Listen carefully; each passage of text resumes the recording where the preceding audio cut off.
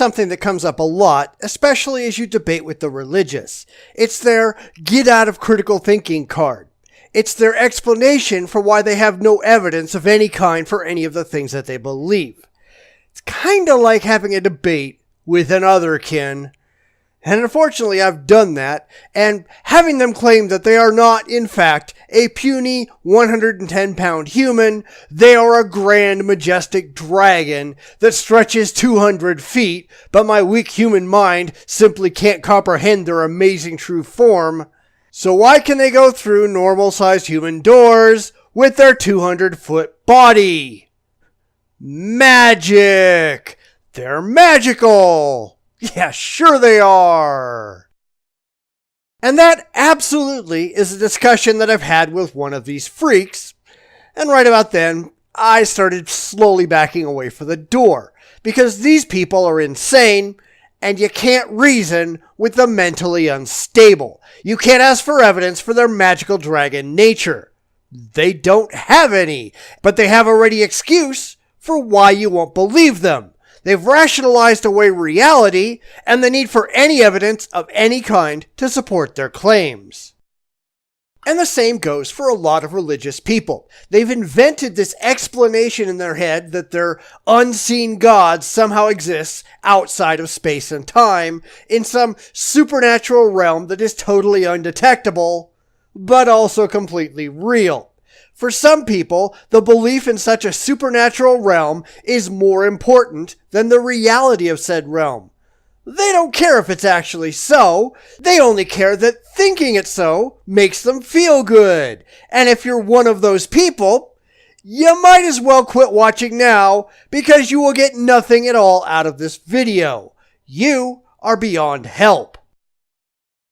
But for those of you who are still here, let's step back and take a look at this belief objectively. And I know that's hard for a lot of believers because their beliefs have become part and parcel with their self-identity. They cannot even consider the question of whether God is real or not without suffering cognitive dissonance. They lose their sense of self-concept because within their self-concept, God has to exist or they can't.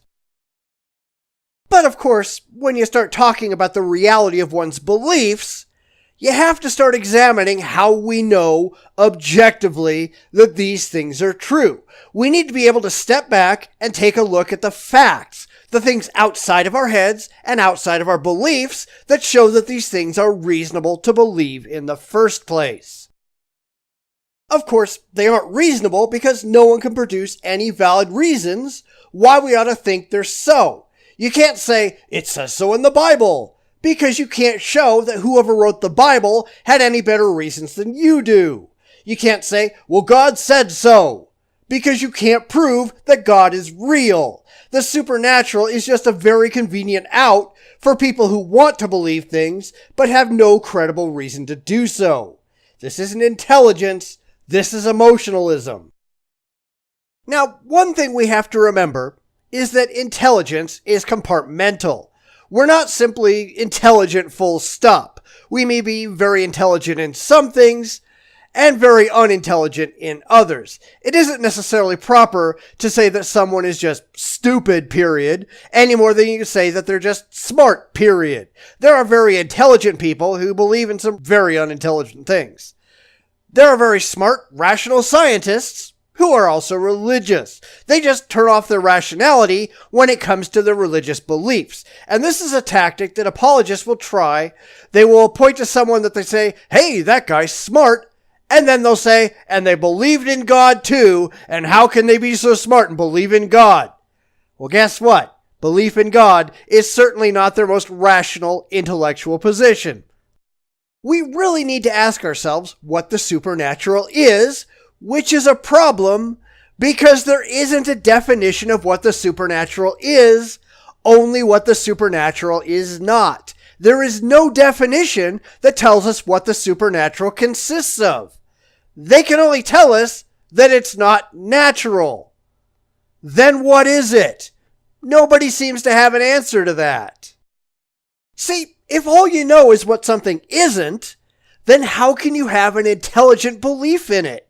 Lots of people say that the supernatural is anything beyond scientific understanding. And that's fine, for now. But science is always advancing. We're always adding new knowledge to our repertoire. What is beyond science today may be completely within its grasp tomorrow. So can we admit that what is currently supernatural may just be found to be natural in the future? And if it's natural, was it ever really supernatural in the first place? Because some people seem to think that there's a realm out there that's completely beyond space and time, whatever that means, that science can never hope to understand. If we can discover this place, doesn't it just become natural phenomenon of some sort?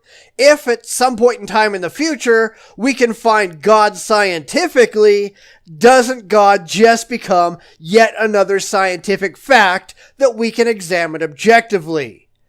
Do theists actually believe that? I don't think that they do. Most theists that I've seen place the supernatural inherently and eternally beyond the realm of science. It can never find it. It can never prove it. They should just stop trying because they will always fail. But if that's the case, my question to the believer is, how did you ever find out about this thing in the first place? Where did you get the idea that the supernatural has any existence? How do you know any of these things? And of course, the fact is, they just don't. It's all made up. It's based on blind faith. And blind faith, I hate to say, is totally empty. There's no more validity to claiming that there's this unseeable and undetectable God than there is to claim that there's an invisible pink unicorn or a flying spaghetti monster that just can't be detected. There's nothing that you can present that will make your claim believable. I have no need to take you seriously because you're just expressing an unsupported and, by your own admission, completely unsupportable statement of blind faith.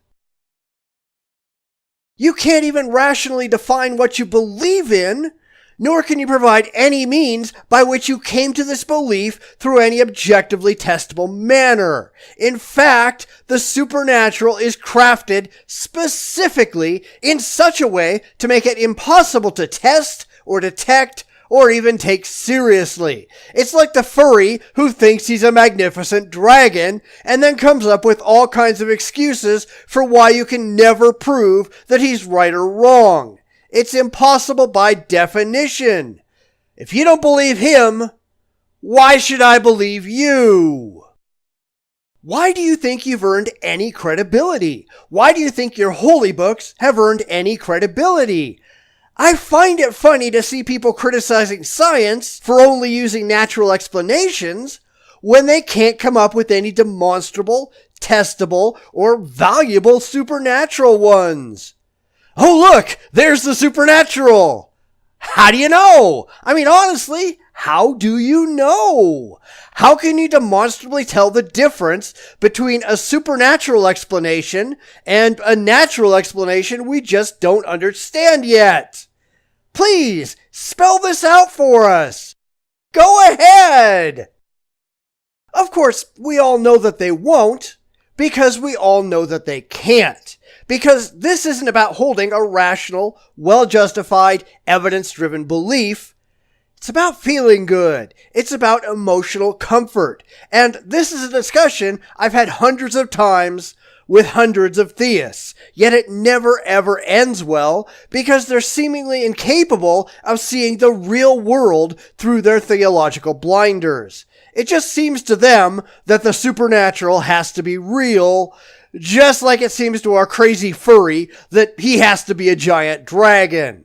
Well, I'm sorry, but it seems to me is not a valid way of looking at reality. So what do you think? Have you ever found any kind of rational justification for a belief in the supernatural? I'd really like to know. Because it seems like the belief in the supernatural is just a giant get-out-of-reality free card for the religious. They don't have to prove their beliefs because they have defined their beliefs inherently beyond the realm of proof.